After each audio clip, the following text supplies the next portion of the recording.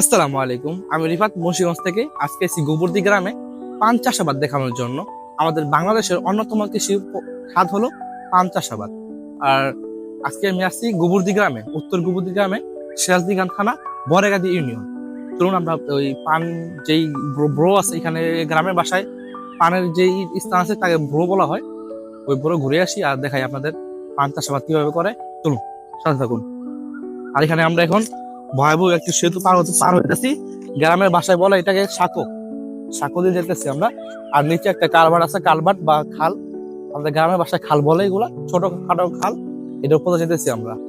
আসুন।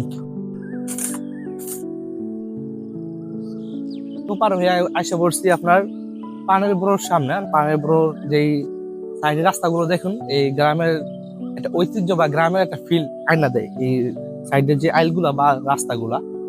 আর আমরা পানের বড়োর ভিতরে আসা বলছি, মাসাল্লাহ সুন্দর। আর এইখানকার যে পানগুলো দেখতেছি, পানগুলো কোনো হাইব্রিড পান না, এটা আপনার দেশীয় পান, এক কথায় ভালো দেশীয় পান। আর কোনো সার সুরের কোনো কাজ কাম নাই এখানে। প্রাকৃতিক ভাবে যে নর্মালি চাষগুলা করা হয় এই পানগুলো এখানেও পান থেকে।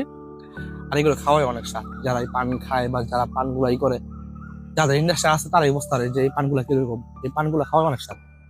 আর আমার আমার আমার আত্মীয় স্বজন নানানিরা খাইতো, অনেক মানুষ এই পান খায়, তাদের অভ্যাস আছে, তারা আমার দাদিও খায়। তাদের থেকে কি অল্প কিছু খাওয়ার একটা অভিজ্ঞতা আমার আছে। পান খাইতে গুলো ভালোই, একটি মাথা মধ্যে ঘুরে আবার জর্দা খাইলি। আর পান ক্ষেত গুলা দেখুন, গাছগুলা সুন্দর। আর এদিকে পরিষ্কার করে মাটি দিছে যে আর একটু উর্বরতা বাড়ে বা গাছগুলো আর একটু উপরে ওঠে বা জোর পাওয়ার জন্য মাটিতে। মাশাআল্লাহ অনেক সুন্দর একটি পরিবেশ। আর কি বলুন, মাশাআল্লাহ গ্রামের কথাগুলো মনে করে দেয়, গ্রামের যেই পরিবেশ বা গ্রামের যে আবহাওয়া এখানে আসলে ফিল করা যায়। অনেক সুন্দর পরিবেশ মাশাআল্লাহ। আর এইদিকে একটা জায়গা আছে, খালি জায়গা, আসুন দেখি খালি জায়গাটা। আর এইদিকেও ছিল সম্ভবত, এখানে এখন কলা বাগান করছে, কলা গাছ দিয়ে ভরা। দেখুন গ্রামে আসলে এগুলাই সবাই খেয়াল করে, যে দেখা যায় আর সচরাচর দেখা যায় না এখন। আগে যেরকম ছিল এখন এরকম নাই। এই দেখুন কি সুন্দর কলা বাগান করছে, এখানে পানের বড়, এখানে কলা বাগান। আর এখানে কি যেন বনছে, যে ইটা রাখছে, মার্ক করে রাখছে, যে গাছের ডাল দিয়া সুন্দর করে ই করছে। হয়তো কিছু বনছে, হয় না একেবারে এরকম কিছু। আর এই কলা বাগান মাশাআল্লাহ। আর এই যে আমরা যেখানে আছি এখানকার চারোদিক দিয়ে কালভার্ট, আর কি যে খাল, গ্রামের ভাষায় খাল বলা হয়, খাল। আর এইদিকে অন্যরকম কিছু আর দেখাই।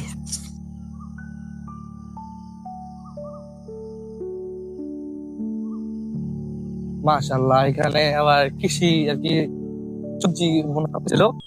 ঢেঁড়স গাছ, এখানে ঢেঁড়স হয়ে রয়েছে, এই যে ঢেঁড়স, এই যে ঢেঁড়স বাড়তে গেছে, হয়তো এগুলো আর কি দানা নেওয়ার জন্য রাখছে। আর এখানে কি কি গাছ রে বিজয়? সরিষা গাছ, সাদা ফুল, সাদা সরিষা, দেখুন সাদা ফুল। মাশাআল্লাহ এখানে আবার ওই লাল শাক যে আছে না, লাল শাক, ডুলা শাক যেটাই বলি, লাল শাক আর কি। লাল শাক রোপণ করছে, কি সুন্দর মাশাআল্লাহ, দেশীয়। আর এগুলা বেশিরভাগ সচরাচর দেখা যায়। এখানে আখ গাছ, আর কি সুন্দর আখ হয়েছে দেখেন এখানে মাশাআল্লাহ। এই যে আখ গাছটা দেখেন কত সুন্দর হয়েছে। এখন কিন্তু এগুলা সিজন না, তাও কিন্তু মাশাআল্লাহ সুন্দর হয়েছে। আর এগুলা 12 মাসই হয়ে থাকে। যে পানের বড় তো বোনা হয় না, এগুলো পানের বড় বলা হয়। পানের বড় তো যেগুলা, যে আখ গুলা বোনা হয় 12 মাস হয়, 12 মাস। আর এখানে আসার পরে অনেক কিছু দেখলাম, মাশাআল্লাহ ভালো লাগলো। আর এই যে খালি কলা গাছ আর কলা গাছ, কলা বাগান করছে, কলা বাগানটা দেখে আসি। আর এদিকে লাউ শাক, লাউ আর কি, লাউ গাছ, এখানে লাউ হয়েছে। হয়তো জোর কম পাওয়ার কারণে মাটিতে হয়তো সম্ভবত ওরকম জোর নাই, এই জন্য গাছগুলা হয়ে গেছে। মাশাআল্লাহ আসুনের দিকে আমরা কলা বাগানের ভিতরে আছি। মোটামুটি ভালো গাছ করছে কলা চাষের ভিতরে। কলা গাছের দুই ধারে আইল করে রাখছে পানি রাখার জন্য, মধ্যে খাট করছে পানি রাখার জন্য, আর দুই ধারে আইল, ওই পানিটা শোষণ করবে।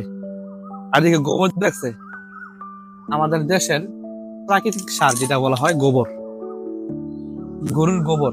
এটা অনেক অনেক গাছের জন্য উপকারী, অনেক উপকারী। এখানে ছড়াছিটাও রাখছে, মাশাআল্লাহ ভালো একটা উদ্যোগ নিছে কলা চাষে। মাশাআল্লাহ অনেক সুন্দর ফলন আসবে আশা করি। এখন যে সুন্দর কলা বাগান যেভাবে এখন মাথায় উঠছে আর কি, ওর সুন্দর করে গাছগুলো যেভাবে জোর পাইতেছে, মাশাল্লাহ ভবিষ্যৎ আর ভালো হবে। আর একটা গাছের থেকে 5টা 7টা করে গাছ হয়। আর এখানে খেয়াল করেন, এই একটা গাছের থেকে 2টা 3টা ইয়েছে আর কি, কি বলা হয়, ছোট ছোট বীজ, 1টা 2টা আর হইতেছে সব জায়গায় 1টা 2টা করে হইতেছে। একটা গাছ বলছে 2-3টা করে গাছ এক জায়গা থেকে উঠতেছে। আর এইদিকে কলা, কলা বলা হয়েছে কোন জায়গায় জানি, কলা কই হইছে, ওই যে কলা কি সুন্দর, মাশাআল্লাহ নেপালি কলা সম্ভবত। এদিকে লইয়া হোক ক্যামেরাটা, এই যে মাশাআল্লাহ, এটা সম্ভবত সবজি বা নেপালি কলা। অনেক সুন্দর একটি ছড়াইছে মাশাআল্লাহ। আর এদিকে জুতা দিয়ে রাখছে, একদম জুতা দিয়ে রাখছে হয়তো কি নজর বা ইয়ের থেকে বাঁচানোর জন্য। কারণ আমাদের গ্রাম অঞ্চলে অনেক মানুষ আছে তাদের মুখ আর কি লাইগা যায়, ফলন নষ্ট হয়ে যায় কোথায় ভালো, এই জন্য দিয়ে রাখছে। আর এইদিকে আশা করে দেখতেছি অনেকগুলা গাছেই মাশাআল্লাহ কলা হয়েছে আর কি, কলা ধরছে। এই একটা জায়গা মাশাআল্লাহ, এই একটা এটাও সম্ভবত নেপালি কলা হইব। মাশাআল্লাহ দেখেন কি সুন্দর ফলন আইছে, আরেকটা হইতে আছে, আর কতগুলো আইছে। গ্রামে না আসলে গ্রামের সৌন্দর্য উপভোগ করা যায় না। এখানে পেঁপে গাছ আছে, পেঁপে গাছগুলো সুন্দর হয়েছে। কলা গাছের জন্য মনে হয় না পেঁপে গাছগুলো এরকম বড় হবে, কিন্তু মাশাআল্লাহ অনেক বড় বাগান কলা গাছের।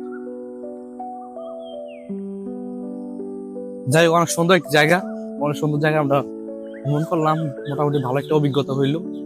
আর গ্রামের ভিডিও যারা ভালোবাসেন, যারা গ্রামের ভিডিও দেখতে চান, তারা লাইক কমেন্ট শেয়ার করে পাশে থাকবেন। কমেন্টে জানাবেন কিসের উপরে ভিডিও পেতে চান বা কি ভিডিও দেখলে আপনাদের ভালো লাগে। ওই ভিডিও আমি ওই অনুযায়ী আপনাদের জন্য আমি ভিডিও বানানোর চেষ্টা করবো। আর যদি ভিডিওটা ভালো থাকে লাইক কমেন্ট শেয়ার করে পাশে থাকবেন। আজকের জন্য এতটুকুই, আগামীতে ভালো কোনো ভিডিও নিয়ে চলে আসবো আপনাদের মাঝে। আসসালামু আলাইকুম।